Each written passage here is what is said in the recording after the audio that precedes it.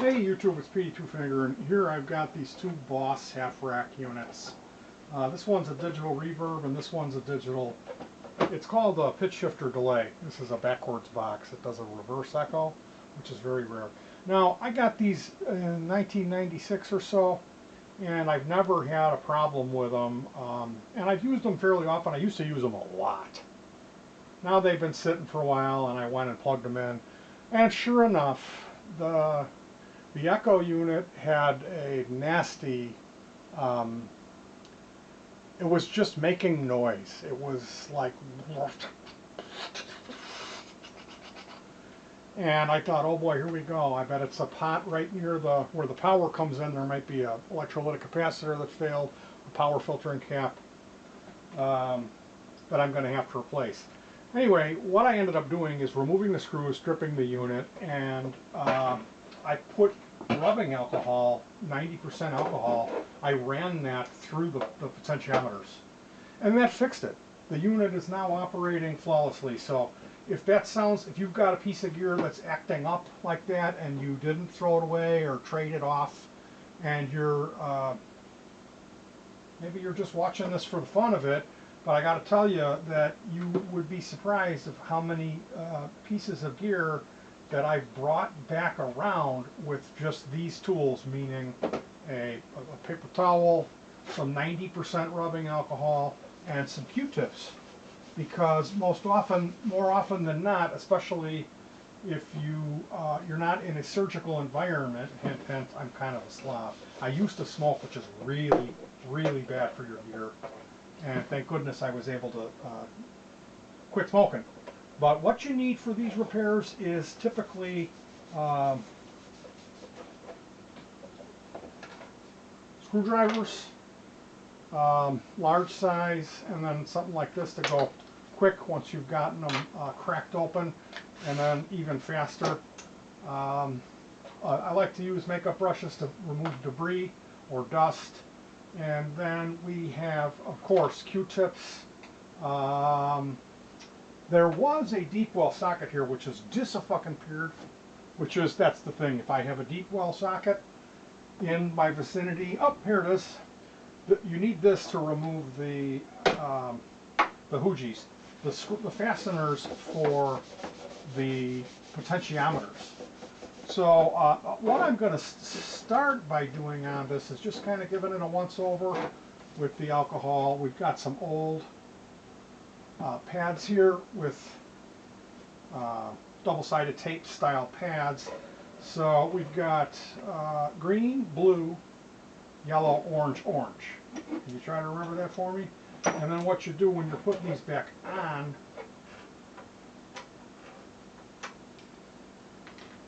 we got one that doesn't want to come off. Oh boy. Turn them all the way to the right or the left, and then that might be helpful for you reconnect them. So on this unit, did you hear me strip that? That's because I used the wrong tool. We've got, these are some of the starter screws. Hey, there's one missing here, look at that. Somebody's already been in here. So I am going to come back. We are, you know what, keep it rolling, huh? We'll go ahead and we're probably going to have to pause this at the time when I get to that knob that's stuck on there, because I don't want to film myself damaging this vintage unit, which is really bad. We're here to fix, not break. Now the thing is, I'm using 90% rubbing alcohol here to just basically flood these potentiometers.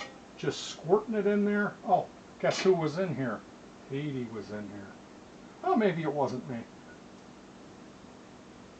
No, that's my handiwork. Looks like this thing broke and I had to put, I installed a jumper. And there is two,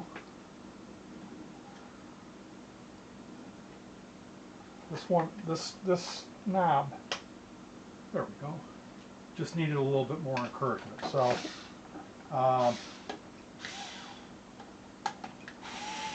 we're missing one chassis screw.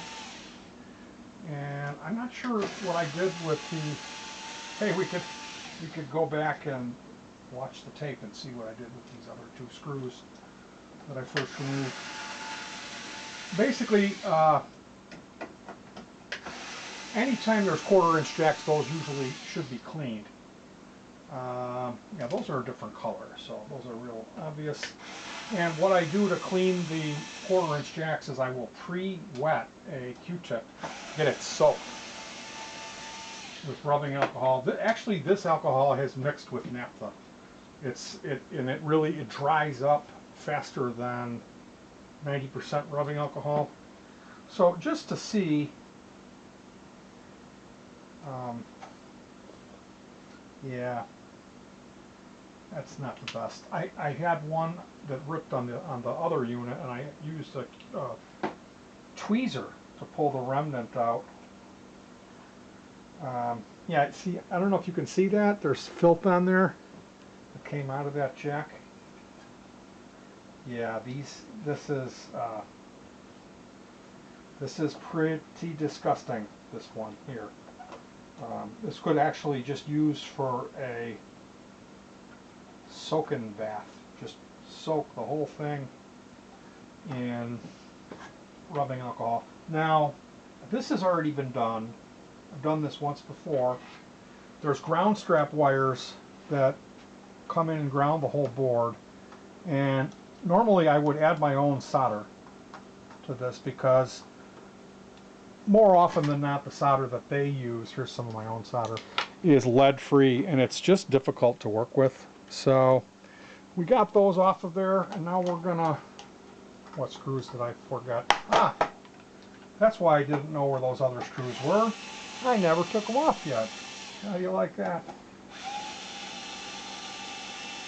And what I'll do while I'm working with this off camera is I will find a replacement for this screw, which will probably be in my computer screws where I keep my quote unquote computer screws. Okay, now we're getting close, but we're not able to pull the unit out of the chassis because of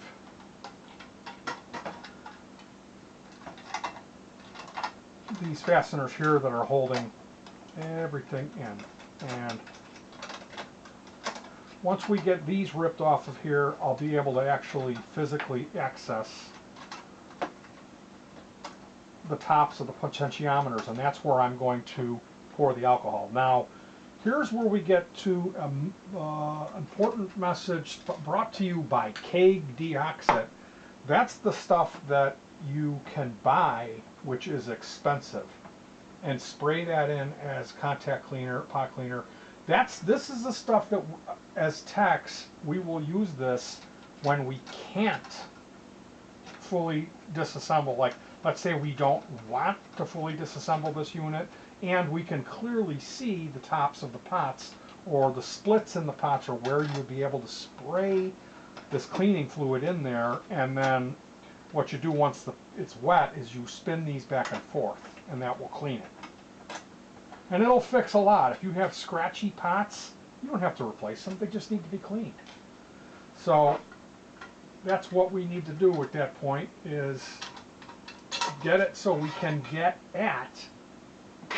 physically get at this point here, right here. And that's the naphtha stuff. This is the naphtha stuff. I'm squeezing, squeezing, squeezing. Squeezing, squeezing, squeezing. Turning. Yeah, that's a good idea, is to turn it. And you can actually, that's another point. I got to be more careful on this one. Some of the pots are dual gang, and those do not move around. They won't move front to back because they have 6 solder points, so they're stable. But like this one moves and this one moves, and we really want to be conscious of that, and we don't want to jerk these pots around and weaken the solder points.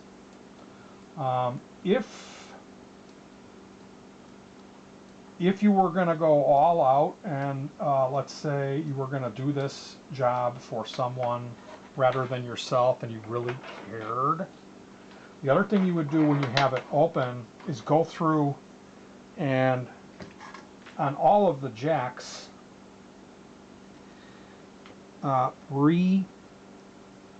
reheat and remelt the solder on the 1/4-inch jacks, because that's what breaks from plugging in and unplugging. The pressure on the back of the jack will cause this solder to fail. So by doing that, I just extended the life of this quite a bit. The other area where you have tendency to have failure on a board like this is on the power jack, and that's already happened and been repaired. There's a some sort of a what do you call that, where you install a bridge, a solder bridge, and I am going to get a brush. I really don't want to use a makeup brush. Here's a, these are great. These are like teeth brush, but they're a little bit more bite on them, and this is from the dollar store. So now we've went and poured liquid all over this thing. The good news is that it's 90%, or in this case, it's got naphtha. So it's really going to dry even quicker, but I'm still going to take a look at what this looks like. Yeah, it's really bad. This board, I'm going to go ahead and give this a soak. And this was not from a no smoking environment. This was from the where they smoke the hookahs, I think. So what I'm going to want to do is hit this and then do this and then change out my paper towel and hit it again until what I see coming out of there is clean. And then at that point I'll know, hey, that board is clean. And another thing, since I've sprayed so much liquid on this, I know a lot of old-timers, pro tech and expert types are probably just flipping out right now. I will use a mini heat gun, an embossing tool, to dry this out, or a hair dryer on low. The mini embossing tool runs really hot, really hot. So that was kind of a joke there. I could use it. I would just have to distance it and don't run it real long, you know. Using your hand as a guide whenever you're doing something like that is kind of a smart thing to do, because then you can feel physically how hot you're getting. Okay, we have a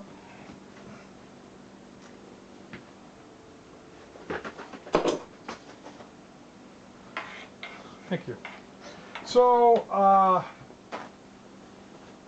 what's coming next is, I guess I'll do a demonstration of the deoxit for you guys.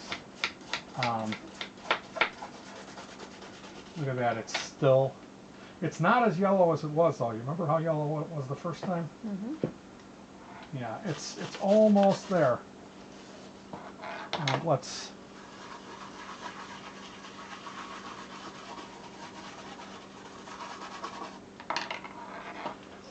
and typically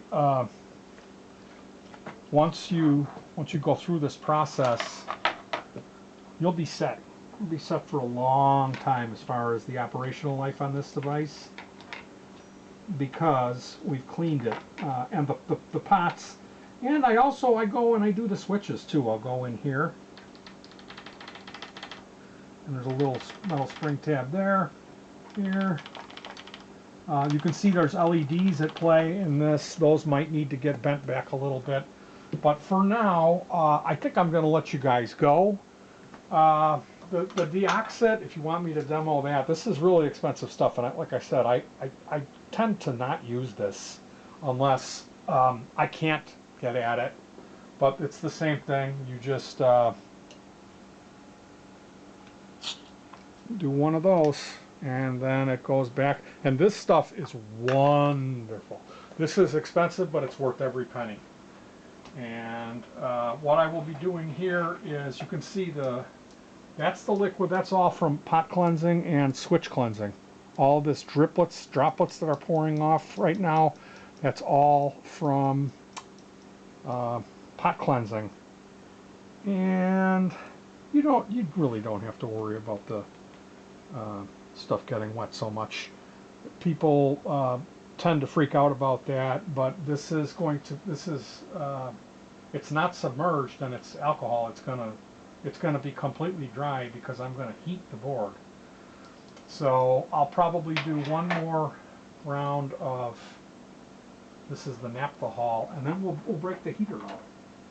We'll run the heater on it a little bit, just to give this board a good head start in evaporating. I'll probably go back over the input and output jacks and make sure that there isn't any left behind remnant from the Q-tip. And then this will get assembled back up. I'll probably run the hairdryer over it one more time, because when I really soak a board like this, I like to make sure that it's dry before I put the DC on it. But that's it. This thing is it's gonna be like brand new now. And earlier when I ran these, they were both making all kinds of noise, especially when I adjusted any of the pots or switches. Then it would. And when you're talking about that type of interference with an echo device, yeah, it's very unpleasant. So this was the same procedure that I did to fix this. We tested this, and this is 100%. And like I said, I've done this a lot. So that's how I fix stuff sometimes, when it just needs to be cleaned up. Please leave your comments. You can let me know how much you were cringing and eye rolling and all that other good stuff about how much of an idiot I am for cleaning stuff this way, because I'd appreciate that. Alright, you guys, take care of yourselves, and peace.